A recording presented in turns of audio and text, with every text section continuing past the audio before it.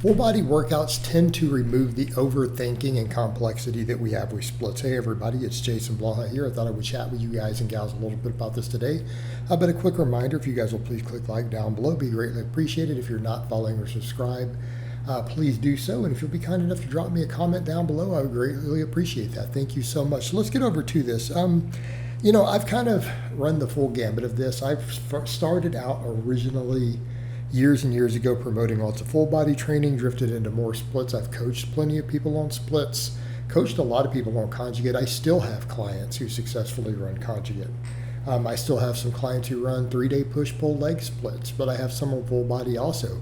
So my thing with this, all my original work was really famous full body stuff. In fact, I was probably the most popular when I did that. The point I made is that all these old school guys trained very successfully like this before anabolics existed. And even when the ones who did have access, they didn't have access to a lot of things. It was just stuff like D-Bolt, and they didn't use much of it. And yet these guys all had phenomenal physiques. They were strong. They had great results. And then we look at the different researchers, all these debates still in the data regarding can we optimize gains off of a single bout for muscle group per week, what's our carryovers with different stuff. We get into this complexity, and there's still a lot of points of contention, a lot of points of debate, keeping in mind there's a lot of issues with exercise science in regards to sample size, it affecting the statistics, the length of the studies, and so on. So all of that aside, though, there's still massive debates there on that. But one thing that we do know with it, obviously people can get great results on any sort of split. I've shown that with clients. We've seen it in the real world, right? There are people who get good results on body part splits, upper lowers, full body, all of that, okay?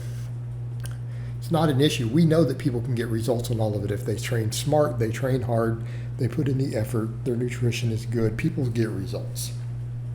Now let's talk a little bit about mindset though, and complexity. And I think the thing when it comes to full body training, and this is something I said a decade ago, right? I said this a decade ago. One of the beauties of it is you literally don't have to stand around and think about where you're going to put exercises. If you have an exercise that you really like, that you get a lot out of, and you want to do it, you can literally do it every workout. As long as you are recovering from the total workloads and volumes you're doing, you can throw it in wherever you want. Okay? We don't have to worry about these questions. Here's one. Where do I put deadlifts? Do I put it on back day or do I put it on leg day? Do I put it on upper body? Do I put it on lower body? Usually throw it on lower. Do I put it on, okay, we got to push-pull legs. Do I put it on the pull day? Do I put it on the leg day? Where do I fit this thing? Oh my God. Because it works so many muscles. And this is kind of one of the things we run into a lot. The big effective exercises, people start questioning where do they put them. It's like you saw me start this with a pullover, right? A classic old school exercise. When you throw a pullover out there, often people go, oh my God, these look great. I see why the old school guys did them. I like how it feels. I don't know where to put it. To go on my pull day? Do you go on my push day? Do I put it on chest day? Do I put it on back day? Now, if you're on an upper lower, it's real easy. You can do it on upper, right? People get these problems. They have these problems. Where do we put exercises? They want to have an arm day. They want to have a chest day. Well, where do we put the closed grip bench? Where do I put the dips? Do you see the issue? And it's fine because we would laugh and say these are artificially created problems. Okay, we have these organized because we want to do all of our stuff. We want to focus on that muscle or that muscle group or that thing, and we want to be able to do a lot of work for it in one day. Okay? Right? That's kind of the idea. But we have to remember these are still artificial constraints and for organization for our brain. And that is ultimately one of the issues I always said with a lot of this.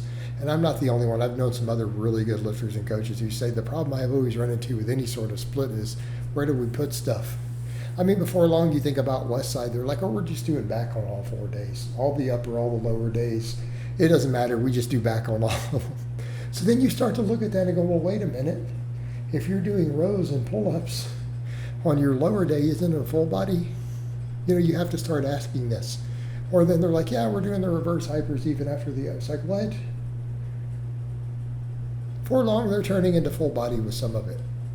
Okay, we run into these things where it's just like, it's not really following the true split. So then when we do full body, more or less, those constraints are removed. You know, you can do squat, bench, and deadlift all in the same day if you want. It's fine.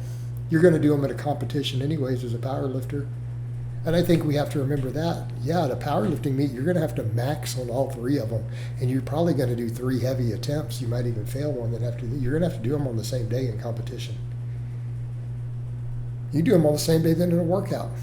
Same thing. Look at some of these classic, old school routines. Oh, we're doing breathing squats, like Widowmaker squats, pullovers, dips, pull-ups.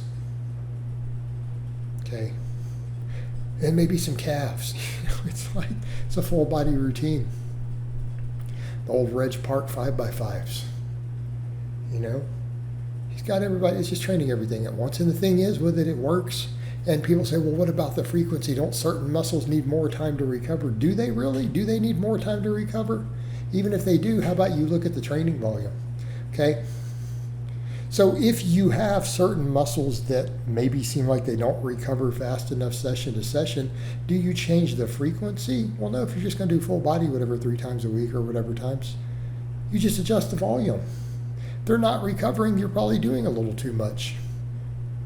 If you have a muscle that needs more work and it's recovering, you just do more. Hey, I'll put a second exercise in. Right? You're like, man, my chest needs more work and it seems to recover. I could do bench press and dips in the same workout, right?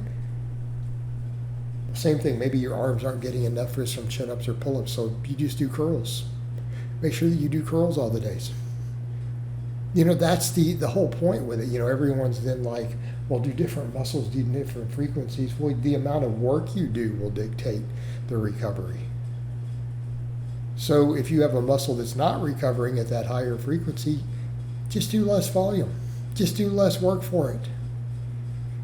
And if it's still not recovering, then there's a problem with your systemic recovery. So again, you don't have to overthink these things. You simply look at how we just train the body. We get in and you just train the body. Right, that's the idea. You get in and you just train your body. It's full body. And if you have something that needs more work or that you want to give more attention to, you just throw another exercise in. Right, well, my biceps really aren't getting enough with what I'm doing. I feel like they need more. I throw some incline curls in on the full body. And then you no longer have to worry about organizing which lifts go on which days. All the overthinking on that can simply go away, and you come in and just train your body. And if you want to happen to leave a lift out that day, you're not feeling it, you can just skip it. It's not like you're not going to hit it again in a couple days anyways. All right, guys, but that's really all I have to say on that today. I hope it's been informative. I'll talk to you guys and gals next time.